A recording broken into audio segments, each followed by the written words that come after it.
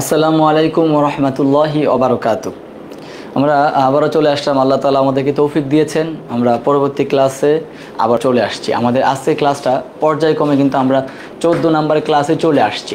আমাদের আর মাত্র 10টা ক্লাস বাকি আছে, কিন্তু 10টা ক্লাস আমরা শনিবার থেকে ইনশাআল্লাহ বাকি ক্লাসগুলো দুইটা একসঙ্গে নিব। আজকে আমাদের ক্লাস 14 নাম্বার ক্লাস। সেখানে আমরা কি পড়ব? গত ক্লাসে আমরা যেটা পড়ে আসছিলাম সেটা কিন্তু পরবর্তী ক্লাসের সাথে রিলেটেড থাকে। গত ক্লাসে আমরা কি পড়েছি? গত ক্লাসে আমরা পড়েছি হচ্ছে নুন সাকিন। কী পড়েছিলাম? নুন সাকিন পড়েছি ও তানবিন পড়েছি। নুন সাকিন কাকে বলা হয় এটা পড়েছি। মাদ্দে এওয়াজ আমরা পড়েছিলাম, মাদ্দে বদল পড়েছিলাম, এগুলো পড়ে আসছি।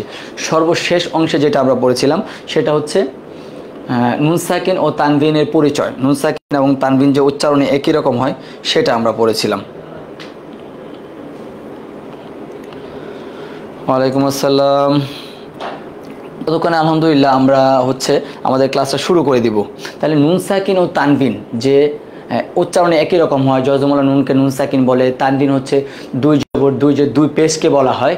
এগুলো আজকে আমরা পড়ব। নুন সাকিন ও তানবিন উচ্চারণে একই রকম পড়েছে, আজকে পড়ব হচ্ছে নুন সাকিন ও তানবিনের প্রকার।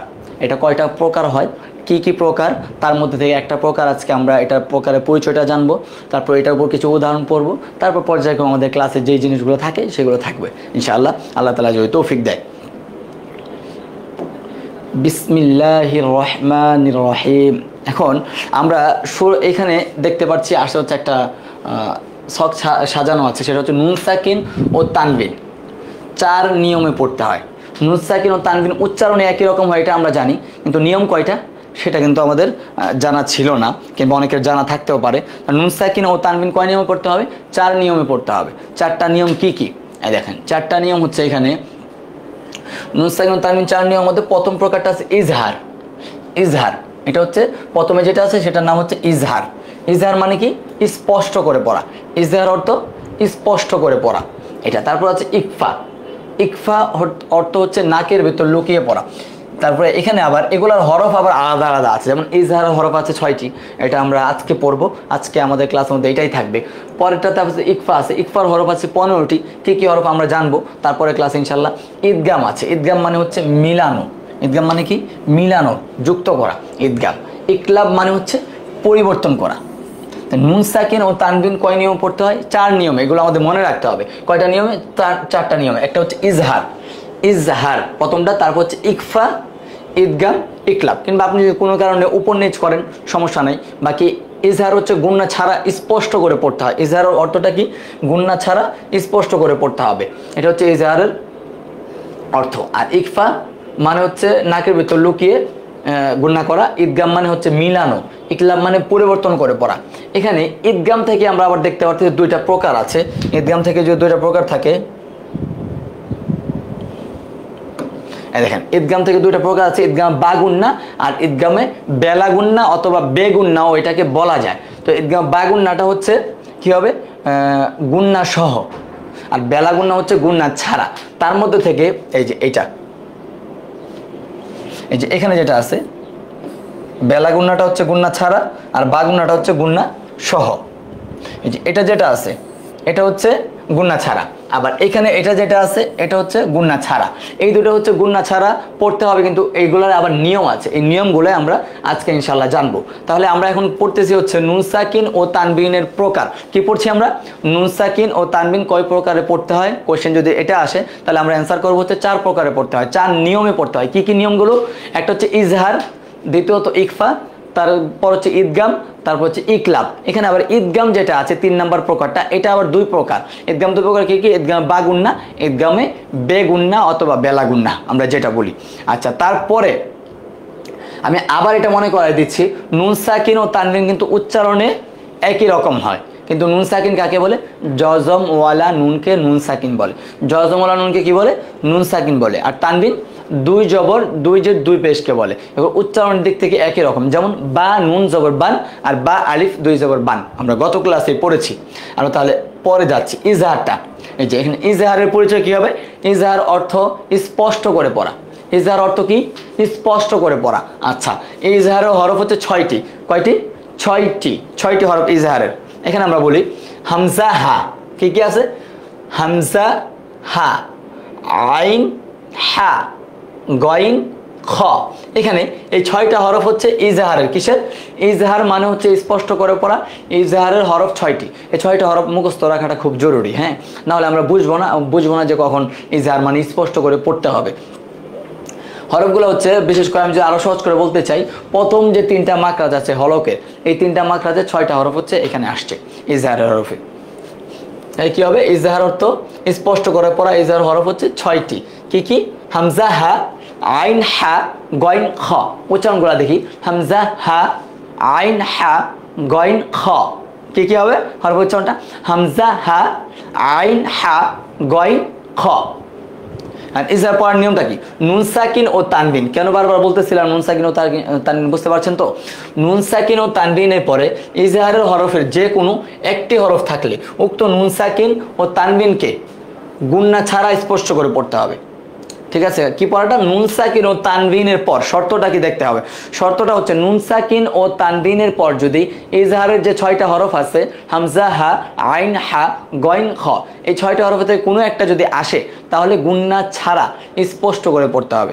উক্ত নুন সাকিন ও তানবিনকে গুন্না ছাড়া স্পষ্ট করে পড়া লাগবে।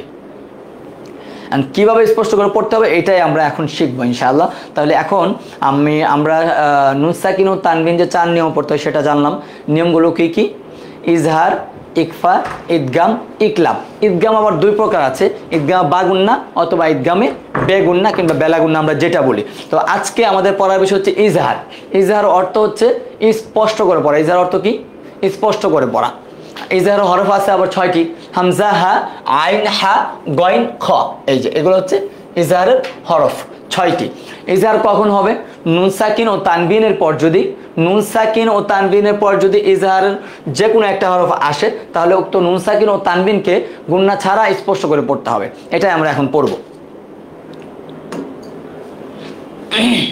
এই যে এখান থেকে আমরা পড়বো কোথায় ইজহার হরফ আসছে, কিংবা আমরা যে পড়াগুলো পড়ে আসছি পিছনে, নুন সাকিন কোনটা, কিংবা এখানে জজমলা হরফ, কলকলা, মাদের হরফ, এগুলো আমরা এখান থেকে বের করব পড়বো, পড়ার মধ্যে প্রয়োগ করবো সবগুলো পড়া যেগুলো আমরা পড়ে এসেছি। তাহলে এখানে আমরা পড়বো হচ্ছে নুন সাকিন ও তানবিনের পর যদি হামজা থাকে তাহলে কিন্তু স্পষ্ট করে পড়তে হবে। এই যে মিম নুন জের মিম, এই দেখেন নুন সাকিন, এটা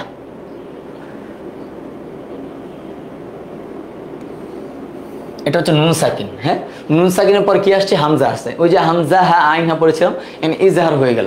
মিন, হামজা আবার আ, খ ইয়াজের খি।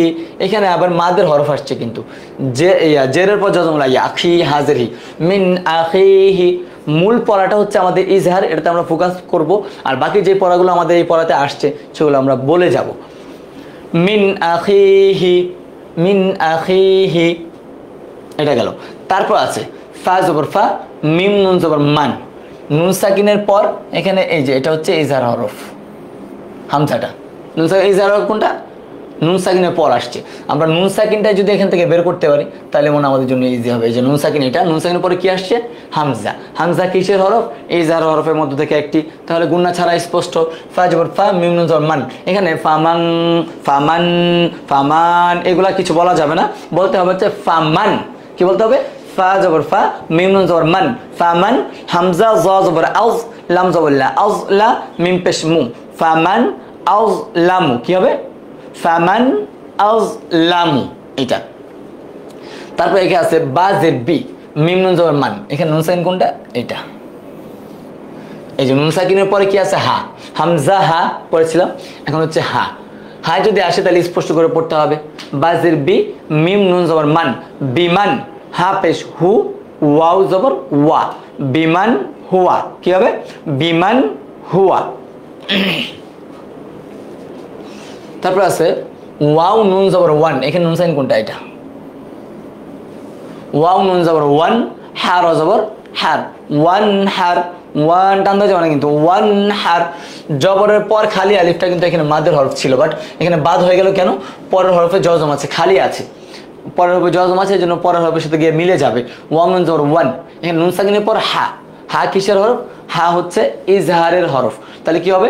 ওয়ান হার অজবর হার। জজমলা হরফ যেহেতু নিজে নিজে উচ্চারিত হইতে পারে না, রটা হার সঙ্গে মিলে যাবে। তাহলে কি হবে? ওয়াও নুন জবর ওয়ান, হার অজবর হার, ওয়ান হার, ওয়ান হার। কি হবে ওয়ান হার।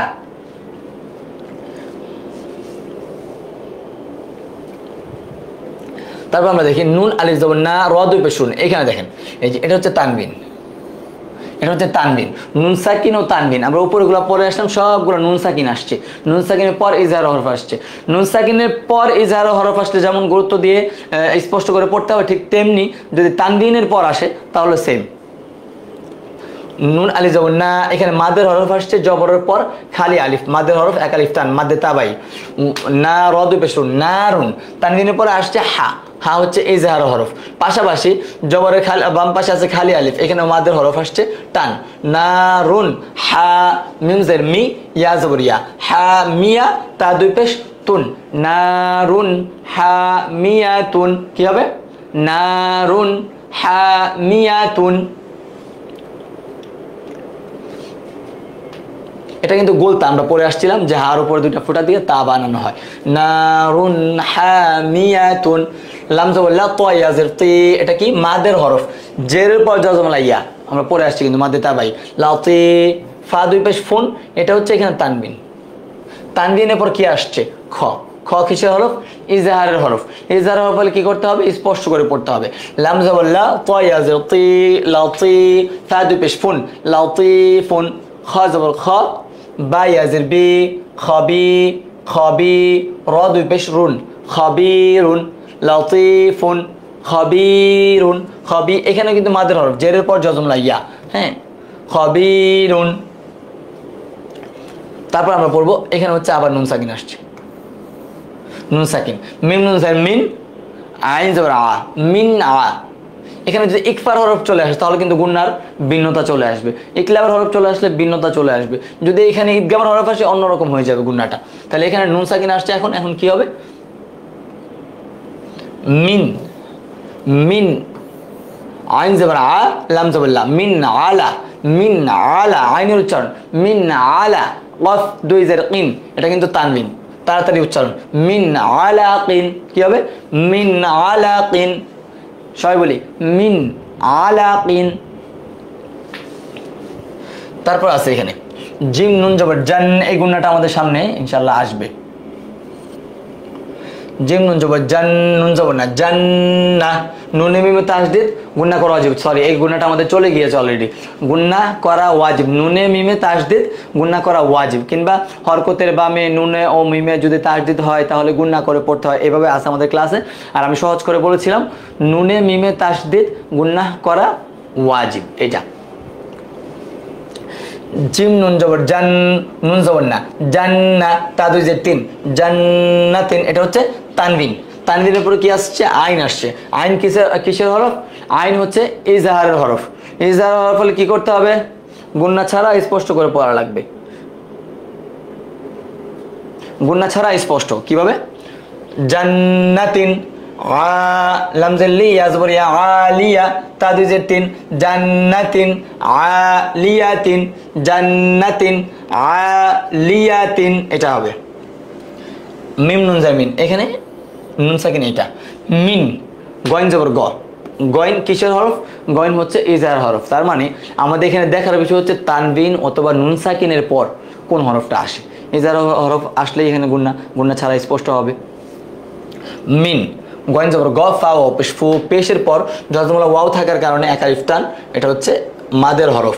মিন গফু, র দুই যে রিন, মিন গফুরিন, মিন গফুরিন। হামজা জিম জবর আজে, আজে এইটা আজে যে হইল এই জজম হয়েছে জিমের উপরে, তাহলে এটা কিসের হরফ হয়েছে বলেন তো, এটা হচ্ছে কলকলা হরফ। কলকলা হরফ আমরা কয়টি পড়েছিলাম, পাঁচটি পড়েছিলাম, কি কি কফ ত বা জিম দাল, এই পাঁচ হরফে যদি জজম হয় তাহলে আওয়াজটা রিপিট করে পড়তে হয় এটা। তাহলে এই যে জজম হয়েছে জিমে, আজে র দুই পেশ রুন, আজে রুন,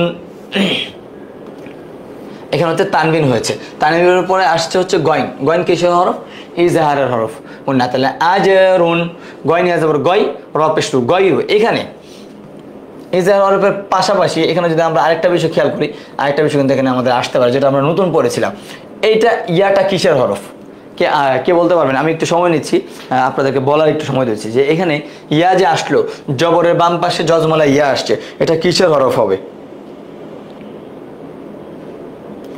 জবরের বাম পাশে জজমলা ইয়া কিসের হরফ? আচ্ছা, জবরের বাম পাশে জজমলা ইয়াটা হচ্ছে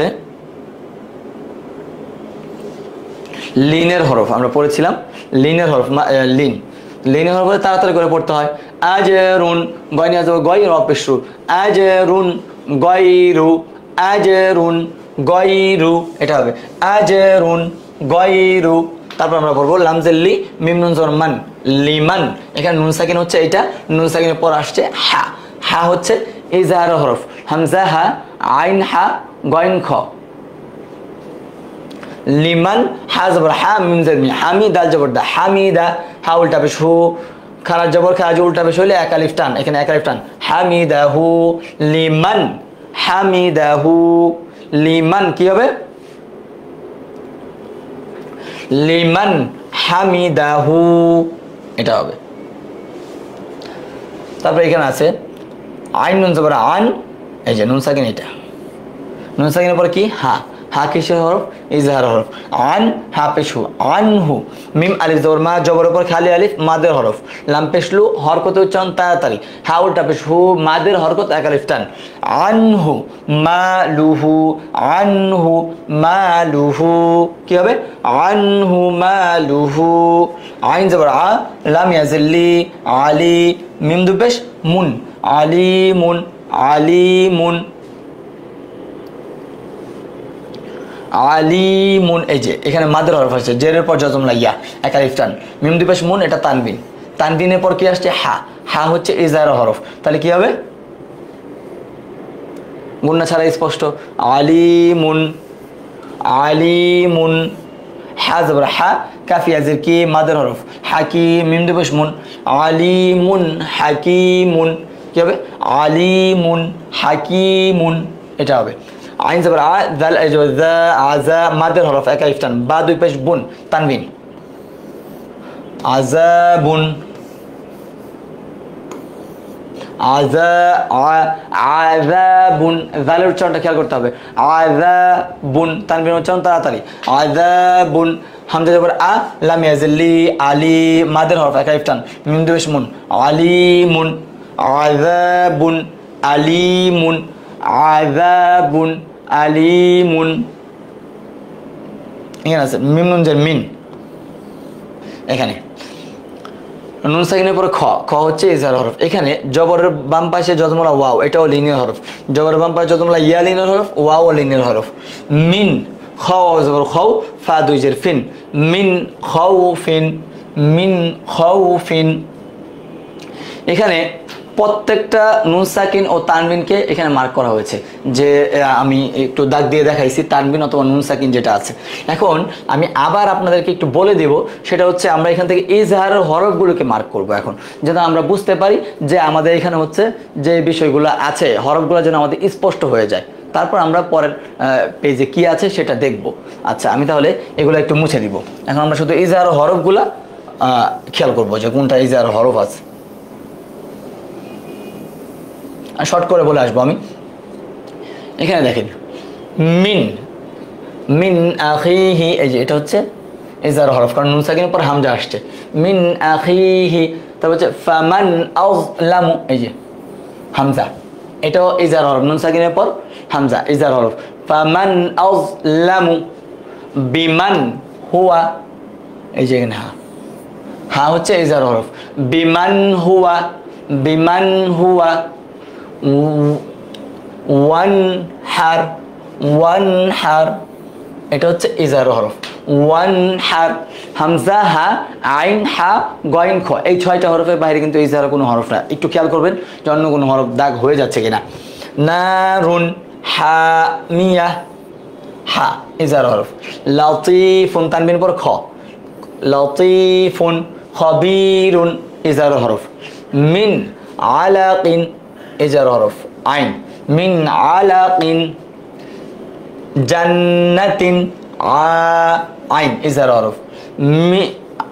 আলিয়াতিন, মিন গফু গইন ইজার হরফ, মিন গফুরিন, আজরুন গয়রু গইন ইজার হরফ, লিমান হামিদা ইজার হরফ হা, লিমান হামিদাহু, আনহু হু, মালুহু, আলিমুন হাকিমুন, আযাবুন আলিমুন। এটা হচ্ছে তানবিনের পর হামজা। মিন খাউফিন, এই যে ইজার হরফগুলো দাগ দিলাম, দেখেন এটার বাইরে কি কোনোটা পড়লো কিনা। ইজার হরফ কি কি আমরা পড়েছিলাম হামজা, হা, আইন, হা, গইন, খ। ইজার হরফ কি কি? হামজা, হা, আইন, হা, গইন, খ। নুন সাকিন অথবা তানবিনের পর যদি ইজাহারের এই 6টা হরফের কোনো একটা হরফ আসে তাহলে একটু নুন সাকিন ও তানবিনকে গুণনা ছাড়া স্পষ্ট করে পড়তে হবে। আমরা আজকের পড়াটা পড়ছি হচ্ছে, আজকের পড়াটা যে আজকের ক্লাসটাতে আসলাম আমরা, সেটা হচ্ছে নুন সাকিন ও তানবিন পড়া যায় 4 নিয়মে। সেটা কি কি নিয়মগুলো? ইজহার, ইকফা, ইদগাম, ইকলাব। ইদগাম হচ্ছে আবার 2 প্রকার, ইদগাম বাগুন্না, ইদগাম বেলাগুন্না। পর্যায়ক্রমে সবগুলো প্রকার নিয়ে আমাদের ক্লাস থাকবে। আজকের ক্লাসে আমাদের আছে ইজহার।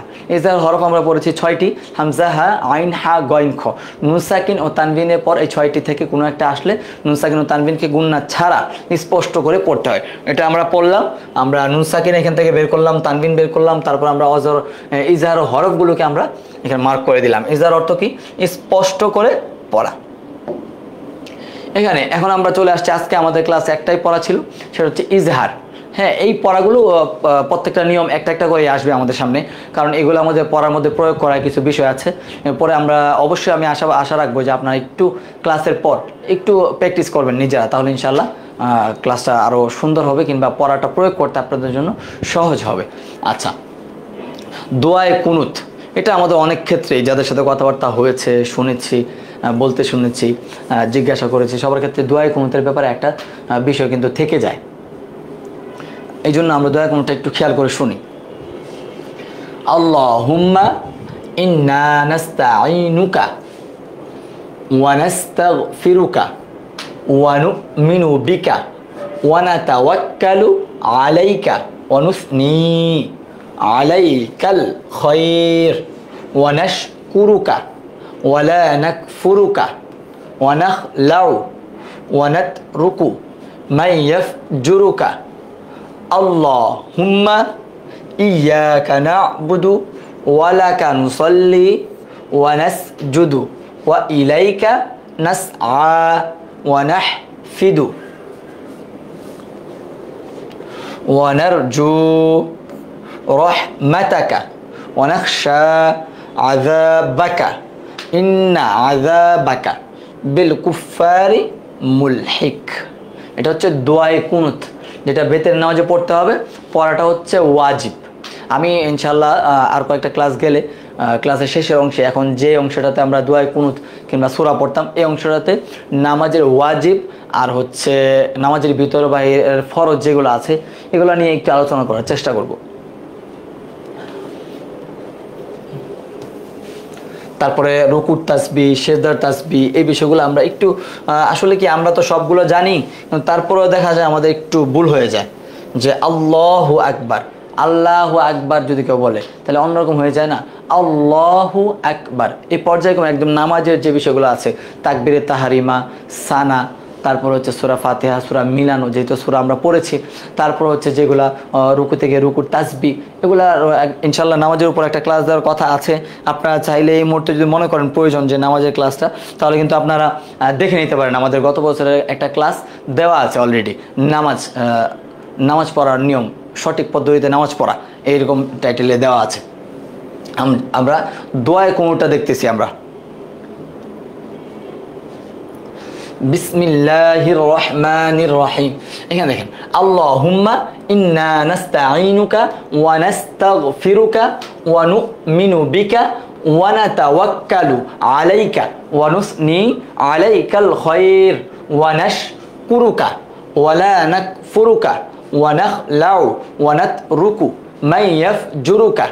আল্লাহুম্মা ইয়াকা না'বুদু ওয়া লাকা নুসাল্লি ওয়া নাসজুদু ওয়া ইলাইকা নাসআ ওয়া নাহফিদু ওয়া নারজু রাহমাতাকা ওয়া নাখশা আযাবাকা ইন্না আযাবাকা বিল কুফফারি মুলহিক। এটা হচ্ছে দোয়ায়ে কুনুত। আমি আবার বলে আমরা পরে চলে যাব। আজকে দোয়ায়ে কুনুতের সাথে আমাদের আগের ক্লাসে ছিল হচ্ছে তাশাহুদের সাথে দোয়ায়ে কুনুত, তাশাহুদটা এখন চলে গেছে, এখন আছে দোয়ায়ে কুনুত, সাথে অ্যাড হয়েছে হচ্ছে দুরূদ শরীফ। আপনারা সবাই জানেন, আমি জানি যে এই বিষয়গুলো আপনাদের জানা, তারপরে যদি কারো কোনো মিস্টেক থেকে থাকে এগুলো যেন শুদ্ধ হয়ে যায় সেটা, এই জন্য আমাদের এই চেষ্টা। আল্লাহুম্মা ইন্না নাস্তাঈনুকা ওয়া নাস্তাগফিরুকা ওয়া নু'মিনু বিকা ওয়া নাতাওয়াক্কালু আলাইকা ওয়া নুসনি আলাইকাল খায়র ওয়া নাশকুরুকা ওয়া লা নাকফুরুকা ওয়া নাখলাউ ওয়া নাতরুকু মান ইয়াফজুরুকা। আল্লাহুম্মা ইয়্যাকা না'বুদু ওয়া লাকা নুসাল্লি ওয়া নাসজুদু ওয়া ইলাইকা নাসআ ওয়া নাহফিদু ওয়া নারজু রাহমাতাকা ওয়া নাখশা আযাবাকা ইন্না আযাবাকা বিল কুফফারি মুলহিক। এটা হচ্ছে দোয়ায়ে কুনুত। যদি আপনাদের আরও কোনো সমস্যা থাকে আমাদের সাথে একটু জানালে আমরা চেষ্টা করব এই সমস্যাগুলোকে সলভ করে দেওয়ার। একটা নামাজের ক্লাস দিব ইনশাল্লাহ, এটা ক্লাসের শেষে, কিংবা একটা নামাজের ক্লাস আমাদের দেওয়াও আছে, আপনারা ইউটিউবে একটু দেখলেই হবে, আমাদের যে চ্যানেল আছে এফটির সেটাতে দেখলেই পাবেন। কিংবা সহজভাবে যদি আপনি পেতে চান লিখবেন ইমরান হুজুর নামাজ শিক্ষা, লিখলেই চলে আসবে নামাজের ক্লাসটা, তাহলে এটা আপনারা দেখতে পারেন আপাতত। আর এবার যেটা দিব নামাজ তো একরকমই হবে ক্লাসে, তারপর আপনারা বলছেন আমরা ইনশাল্লাহ এবারও একটা ক্লাস দিব। এখন আছে হচ্ছে দুরূদ শরীফ।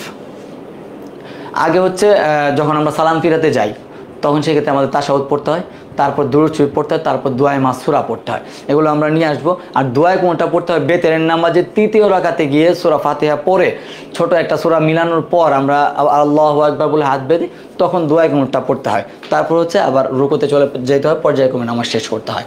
এখন হচ্ছে আমরা দুরূদ শরীফ। দুরূদ শরীফ কি? আল্লাহুম্মা সাল্লি আলা মুহাম্মাদি ওয়া আলা আলি মুহাম্মাদ কামা সাল্লাইতা আলা ইব্রাহিমা ওয়া আলা ইবরর জায়গায় ইবরা হয়ে যায় কিন্তু অনেকের, ইব্রাহিমা ওয়া আলা আলি ইব্রাহিম ইন্নাকা হামিদ মাজিদ, ইন্নাকা হামিদুম মাজিদ, ইন্নাকা হামিদুম মাজিদ। এটা এখানে রটা আমরা একটু খেয়াল করব, রটা তারপর গয়েন, এই যে পড়াগুলো আসবে র গয়েন সদ দত তজ, এই পড়াগুলোর মধ্যে আমাদের একটু ডিফারেন্ট হয়ে যায় তেলাওয়াতের ক্ষেত্রে। এটা হচ্ছে প্রথম অংশটা গেল। তারপরে এই যে আল্লাহুম্মা সাল্লি আলা দিয়ে শুরু হয়েছিল, এখন হচ্ছে আল্লাহুম্মা বারিক আলা মুহাম্মাদি ওয়া আলা আলি মুহাম্মাদ কামা বারাকতা আলা ইব্রাহিমা ওয়া আলা আলি ইব্রাহিম ইন্নাকা হামিদুম মাজিদ। এটা হচ্ছে দুরূদ শরীফটা। আমি আবার বলে দিচ্ছি দুরূদ শরীফটা কি? আল্লাহুম্মা সাল্লি আলা মুহাম্মাদি ওয়া আলা আলি মুহাম্মাদ কামা সাল্লাইতা আলা ইব্রাহিমা ওয়া আলা আলি ইব্রাহিম ইন্নাকা হামিদুম মাজিদ। আল্লাহুম্মা বারিক আলা মুহাম্মাদি ওয়া আলা আলি মুহাম্মাদ কামা বারাকতা আলা ইব্রাহিমা ওয়া আলা আলি ইব্রাহিম ইন্নাকা হামিদুম মাজিদ। এটা হচ্ছে দুরূদ শরীফ। এটার অর্থটা আমরা অনেকে হয়তো বা জানি, তারপর আমরা একটু দেখে নিচ্ছি অর্থটা। অর্থ: হে আল্লাহ, তুমি রহমত বর্ষণ করো মুহাম্মদ সাল্লাল্লাহু আলাইহি সাল্লামের প্রতি ও তার পরিবার পরিজনের প্রতি, যেমনভাবে রহমত বর্ষণ করেছিলে কার উপর? ইব্রাহিম আলাইহিস সালামের প্রতি এবং তার পরিবার পরিজনের প্রতি। নিশ্চয়ই তুমি প্রশংসিত ও সম্মানিত। এখন এটা কিন্তু এই অর্থটাই আবার রিপিট, কারণ আমরা জানি দুরূদ শরীফের দুইটা অংশ, একটা হচ্ছে আল্লাহুম্মা সাল্লি আলা মুহাম্মাদি, একটা হচ্ছে আল্লাহুম্মা বারিক আলা মুহাম্মাদি। এইটাই, এই যে হে আল্লাহ তুমি বরকত, এখানে হচ্ছে রহমত, আল্লাহুম্মা সাল্লি আলা আর আল্লাহুম্মা বারিক আলা। এখানে বরকত নাজিল করো মুহাম্মদ সাল্লাল্লাহু আলাইহি সাল্লাম ও তার পরিবারের পরিজনের প্রতি যেমন বরকত নাজিল করিয়াছ ইব্রাহিম আলাইহিস সালামের প্রতি ও তার পরিবার পরিজনের প্রতি, নিশ্চয়ই তুমি প্রশংসিত ও সম্মানিত। এখন আমাদের নামাজে যে বিষয়গুলো পড়া হয়, যেমন তাশাহুদ, এটার অর্থ আমরা জানলাম, দোয়া কুনুত আছে, এটার অর্থ আছে, সুন্দর একটা অর্থ আছে, তারপরে সানার অর্থ আছে, তারপর রুকুর তাসবিহ, সিজদার তাসবিহ, এই অর্থগুলা বেসিক যে বিষয়গুলো আছে আমাদের নামাজ পড়তে লাগে, এইগুলো যদি আমরা জানি, আমার মনে হয় যে এইগুলো আমাদের উপর অন্যরকম একটা প্রভাব বিস্তার করতে পারবে। যে আমরা এতবার যদি একটা কথা আল্লাহকে বললে, আল্লাহ তুমি পবিত্র, তুমি প্রশংসিত, তুমি আমাদেরকে রহমত করো, দয়া করো, এই বিষয়গুলো অনেকবার আমরা রিপিট করতেছি। তারপরে রিপিট করার কারণে কিন্তু আমাদের ইমানি হালতটা এখানে পরিবর্তন হওয়ার একটা বিষয় আছে। তো এই জন্য আমি বলবো আপনাদেরকে যে আমি তো চেষ্টা করতেছি এখানে, তারপর আপনারাও হচ্ছে এই বিষয়গুলো, যে বেসিক যে বিষয়গুলো আছে, যেমন রুকুর তাসবিহ, সিজদার তাসবিহ, সানা, দুরূদ শরীফ, দোয়াইমা, সূরা, তাশাহুদ, এগুলোর অর্থগুলো যেন আপনারা বুঝতে পারেন। সূরা ফাতিহা, তারপর যেই সূরাগুলো আমরা পড়েছি, এই সূরাগুলোর অর্থগুলো যেন আপনারা একটু খেয়াল করেন, তাহলে হয়তোবা আমাদের উপলব্ধি করতে সহজ হবে বেশি, যে আল্লাহ তাআলার প্রতি আমরা চাচ্ছি কিংবা আল্লাহ তাআলার সাথে আমরা বলতেছি এই বিষয়গুলো। আচ্ছা, এখন পর্যায়ক্রমে আমাদের হাদিস থাকবে, তারপর হচ্ছে আমাদের মাসনুন দোয়া দিয়ে ক্লাসটা শেষ হবে।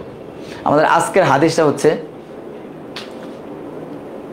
14 নম্বর হাদিস। 14 নম্বর হাদিস কী হিসাবে, প্রত্যেক ক্লাসে কথাটা আমি বলি, তাও আবার বলে দিই, যেহেতু হাদিস এখানে একটা বিষয় অবশ্যই আছে, গুরুত্বপূর্ণ বিষয় অনেক। এটা হচ্ছে আমাদের ক্লাস 14টা হয়েছে, এই হিসাবে 14টা ক্লাস হাদিস নিয়ে আমরা আপনাদের সামনে তুলে ধরেছি, 14টা হাদিস, এই হিসাবে হচ্ছে এটা 14 নম্বর হাদিস। হ্যাঁ, কি আছে দেখেন, হাদিসের আরবি এবারটা হচ্ছে এমন, কাফা বিল মারই কাযিবান আই ইউহাদ্দিসা বিকুল্লি মা সামিয়া। বিকুল্লি মা সামিয়া, যা শুনে তা বলতে থাকা, শুনে তা বলতে আই ইউহাদ্দিসা মানে তা বর্ণনা করা, হাদিস মানে বর্ণনা করা। কাফা বিল মারই কাযিবান, মানুষের জন্য যথেষ্ট। দেখেন, যা শুনে তাই বলতে থাকা কোনো ব্যক্তির মিথ্যাবাদী হওয়ার জন্য যথেষ্ট। এটা হাদিসের কথা। দেখেন, হাদিসের এবারে তো অর্থ সবসময় পিছন থেকে উঠে, এই হিসাবে হচ্ছে আসছে মা সামিয়া, এখানে যা শ্রবণ করে, দেখেন, যা শুনে তাই বলতে থাকা কোনো ব্যক্তির মিথ্যাবাদী হওয়ার জন্য যথেষ্ট। এখন কথায় আসি, কথা হচ্ছে যে আমরা যখন কোনো একটা বিষয় শুনি, আজকে যদি মনে করেন শুনেন একটা বিষয় যে এই আপনার পরিচিত একটা মানুষ, সে এমন একটা ঘটনা ঘটাইছে, সে চিন্তাই করছে, এখন আপনি শুনে আপনি আবার আগে বলছেন সে তো চিন্তাই করছে, অথচ কি আপনি কিন্তু এটা জানেন না, না জেনে কি বলতেছেন, তার মানে সে যদি মিথ্যা কথা বলতে থাকে, আপনি শুনে বলতে থাকে, মানে আপনি কিন্তু মিথ্যার অন্তর্ভুক্ত হয়ে গেলেন। দেখেন, যা শুনে তাই বলতে থাকা কোনো ব্যক্তির মিথ্যাবাদী হওয়ার জন্য যথেষ্ট, মিথ্যাবাদী হওয়ার জন্য যথেষ্ট। এখন তার মানে আমরা এই হাদিস দ্বারা এটা বুঝতে পারি, কোনো কিছু শোনা মাত্রই সেটা বলা শুরু করে দেওয়া যাবে না। আপনি যখন কারো বিষয়ে একটা কথা শুনবেন, এটা আমি মনে করি যে এটা একটা সাধারণ জ্ঞানও বলতে পারি, বা উপস্থিত একটা বুদ্ধি যেটা আছে, আমি বলবো যে আপনি যখন একটা বিষয়, একটা কথা শুনলেন কারো বিষয়ে, আপনার ছেলের বিষয়ে, আপনার ভাইয়ের বিষয়ে, শুনে যদি তারা গিয়ে মাইক শুরু করেন, একদম পিড়ানি, এই কাজ করলে কেন, এই বলছে, তাহলে এখন পরে দেখলেন সে করে নাই, তার নামে অন্য কেউ করছে, এমন তাহলে পরে কি হইলো, এই অপরাধটা কে নিবে, তাকে যে আপনি মারলেন সেটাও তো একটা অপরাধের মধ্যে পড়বে। তো এই জন্য কারো ব্যাপারে কোনো কিছু শুনলে আগে হচ্ছে এই বিষয়ে আমাদের জানতে হবে, যে আমার ব্যাপারে শুনলেন, আপনি আমার সাথে যোগাযোগ করেন যে আপনি কি এই বিষয়টা করেছেন কিনা, দেন আপনি অন্য কারো কাছে বলেন, যে কাউকে যদি শুধরানো রিয়া থাকে যে এইভাবে করলে কিন্তু এমন হয়ে যেতে পারে, উনি এমন করছিল, এমন হয়েছে, সেটা আলাদা, কিন্তু আবার সমালোচনার মধ্যেও তো যাওয়া যাবে না। তো সেক্ষেত্রে আপনি আমাকে আগে জিজ্ঞাসা করবেন, কিংবা যার ব্যাপারে শুনছেন তাকে আপনি আগে জিজ্ঞাসা করবেন যে এই বিষয়টা তুমি কি করছো, তখন তার মুখ থেকে আপনি তার উত্তরটা শুনবেন, তখন আপনি নিজেই আপনার বিবেক দিয়ে, আপনার কমন সেন্স দিয়ে আপনি একটা পর্যায়ে পৌঁছাইতে পারবেন যে এই লোকে কি এই কাজটা করেছে নাকি করে নাই। আর কোনো মানুষকে কষ্ট দেওয়া কিন্তু ভালো কাজ না, আমাদের শরীয়ত অনুযায়ী, আমাদের ইসলাম ধর্ম অনুযায়ী কোনো মানুষকে কষ্ট দেওয়া, মুসলমানকে কষ্ট দেওয়া হচ্ছে হারাম, মুসলমানকে কষ্ট দেওয়া যাবে না। অযথা কারো কষ্টের কারণ যেন আমি না হই, বরাবরই আমি ক্লাসের মধ্যে বলে আসতেছি, আমাদের চাওয়াটা একটা মুসলমান হিসাবে, আমাদের চাওয়া হবে, ইসলাম ধর্মের অনুসারী হিসেবে আমাদের চাওয়াটা এমন হবে যে আমার দ্বারা কারো উপকার হোক, এটা আমরা চাইবো। তারপরেও যদি উপকারটা না হয়, অ্যাটলিস্ট কারো যেন কোনো ক্ষতি না হয় আমার দ্বারা, এইটা আমাদের অবশ্যই খেয়াল রাখতে হবে। উপকার হইলে হোক, না হইলেও ঠিক আছে, কিন্তু কারো ক্ষতির কারণ যেন আমি আর আপনি, আমরা কেউ না হই, সেটা আমরা খেয়াল রাখবো। আচ্ছা, তারপরে আমাদের হচ্ছে একটা মাসনুন দোয়া থাকবে। তাহলে হাদিসটা কি আমরা একটু মনে রাখার চেষ্টা করব, যদি আরবিটা সমস্যা হয় বাংলাটা মনে রাখার চেষ্টা করলেও হবে। যা শুনে তাই বলতে থাকা কোনো ব্যক্তির মিথ্যাবাদী হওয়ার জন্য যথেষ্ট। যা শুনে তাই বলতে থাকা কোনো ব্যক্তির মিথ্যাবাদী হওয়ার জন্য যথেষ্ট। এখন হচ্ছে আয়নায় মুখ দেখলে নিম্নের দোয়া পড়তে হয়। এই আয়নার দোয়াটা তো মাঝে মাঝে পড়া হয়, কিন্তু অর্থটা এত উপলব্ধি করে কখনো পড়া হয় না, যেটা এই ক্লাসে অ্যাড করার সময় পড়া হয়েছে যেভাবে। এটা হচ্ছে একটা বিষয়, এটা হইতে পারে আমার কোনো নেগেটিভ সাইড। মানে এই দোয়াটা পড়া হয়েছে, দোয়াটা আমি জানি, কিন্তু অর্থটার দিকে অতটা ফোকাস কখনো করা হয়নি। আজকে আমি পড়ে দেখলাম, অনেক সুন্দর। দেখেন অর্থটা কি। দোয়াটা হচ্ছে আল্লাহুম্মা হাসান, আল্লাহুম্মা হাসানতা খলকি ফাহাসিন খুলুকি, আল্লাহুম্মা হাসানতা খলকি ফাহাসিন খুলুকি। দোয়াটা কি? আল্লাহুম্মা হাসানতা খলকি ফাহাসিন খুলুকি। এটা এখন দেখেন, হে আল্লাহ, আপনি আমার ও গঠনকে, আমার ও আমার গঠনকে সুন্দরভাবে সৃষ্টি করেছেন। আমার ও আমার গঠনকে সুন্দরভাবে সৃষ্টি করেছেন। এখানে যদি আমি আরেকটা আমার যুক্ত করে দিই আর কি, তাইলে এটা দাঁড়াবে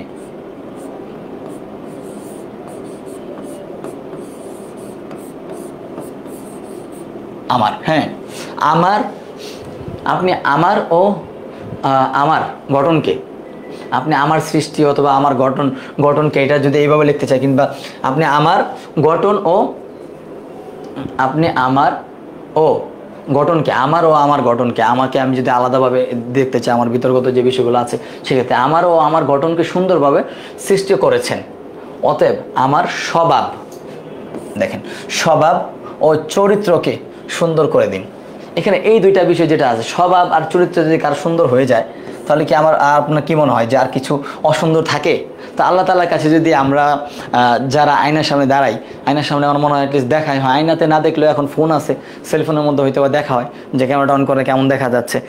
এই বিষয়গুলো হচ্ছে যদি আমরা একটু বারবার যদি আল্লাহ তাআলার কাছে বলা হয়, আমারও আমার স্বভাবকে আপনি সুন্দর করে দেন, আমারও আমার স্বভাব ও চরিত্রকে আপনি সুন্দর করে দেন, আমাকে আমার গঠনকে সুন্দরভাবে সৃষ্টি করেছেন, এটা একটা শুকরিয়া আদায়ের মধ্যে কিন্তু পড়ে। তো সেই ক্ষেত্রে আমরা এই বিষয়গুলো যদি একটু খেয়াল রেখে পড়ি, আমরা যেই কটা দোয়া, আজকে 14 ক্লাস, তাই ক্লাস অনুপাতে আমাদের দোয়াও 14টা গিয়েছে।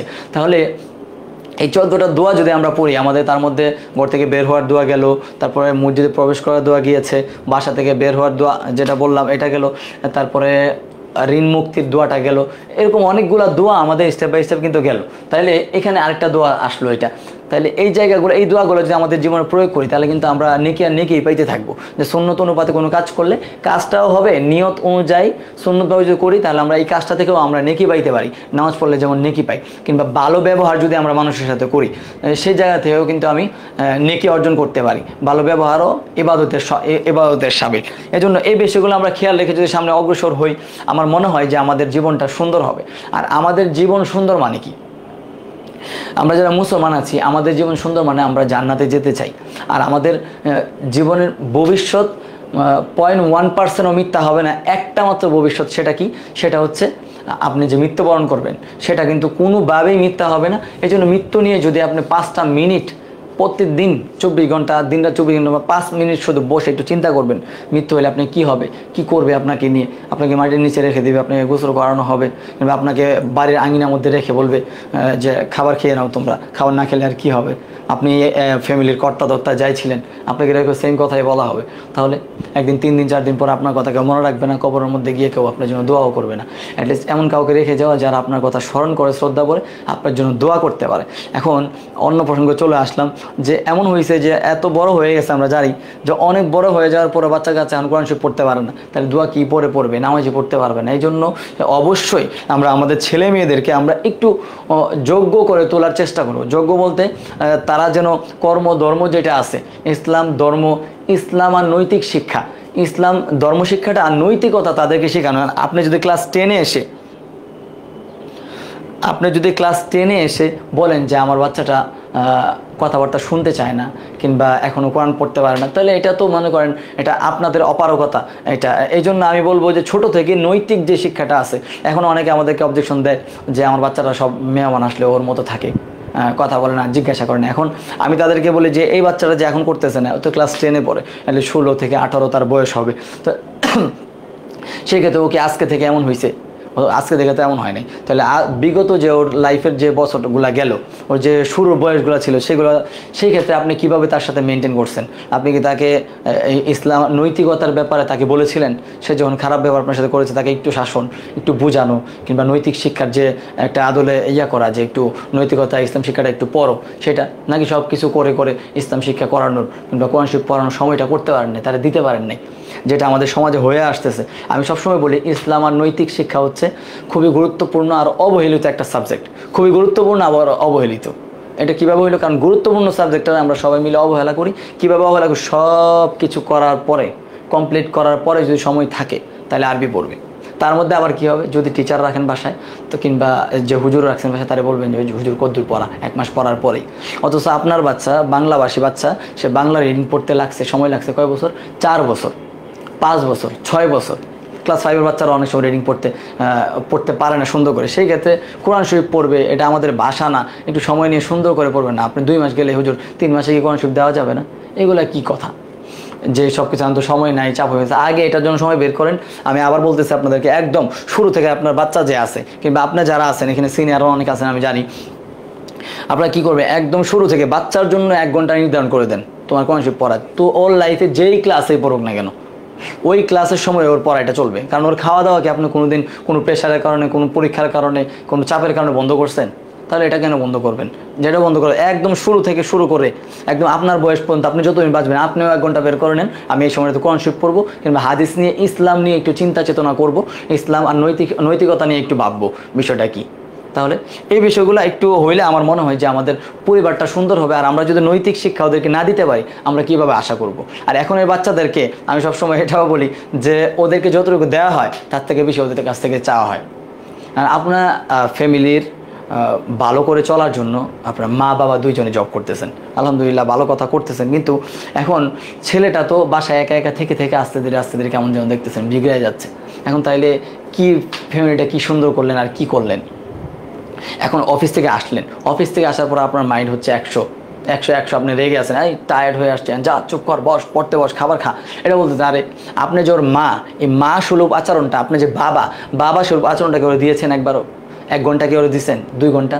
এটা দেন নাই। কারণ আপনি আসছেন রাতে, আপনি জানেন আপনি টায়ার্ড, কাজ করে আসছেন, একদম সব কিছু উদ্ধার করে চলে আসছেন। কাজ করা গুরুত্বপূর্ণ, আমি কিন্তু এটাকে ছোটো করে দেখার কোনো, আমি বলতেছি এটাও গুরুত্বপূর্ণ যে ছেলে মেয়েদেরকে সময় দেওয়া, ওদের সাথে বলা, ওরা যেই কথাগুলো বলবে অযথাই কথা বলবে, ছোট হইলেও বলবে আজকে নিজে ব্রাশ করছে, নিজের হাত দিয়ে ভাত খাইছে, পানি ডাইলে নিয়ে আসতেছে, ফালাই দিচ্ছে, নিয়ে ওর সাথে আপনি যাওয়া, একটু সময় দেওয়া, একটু কথাই বলা, কি করছো আজকে সারাদিন, কীভাবে হইলো, ফ্রেন্ডরা কী করতেছে, এই যে এই কথাগুলো বললেই তো আপনাদের সাথে ওদের বন্ডিংটা সুন্দর হবে, ওরা মূল্যবোধ শিখবে। ওরা কিছু বলতে চাইছে, আপনি বলুন এই সরো, পরে কথা বলতে আসবে, এখন জারি মিলিয়ে দিলেন। আপনি যে ওর টিচারের সাথে কথা বলেন, ও যদি বুঝতো, ক্লাস 2-3 একটা বাচ্চা, তাহলে তো আপনার কথার মাঝখানে সে ইন্টারফেয়ার করতো না। সে বুঝে না দেখে আসছে আর কোনো একটা কথা নেই, আপনি দমক দিয়ে ফিরে দেন, তার মানে কি সে এর থেকে সে শিক্ষা নেবে কি?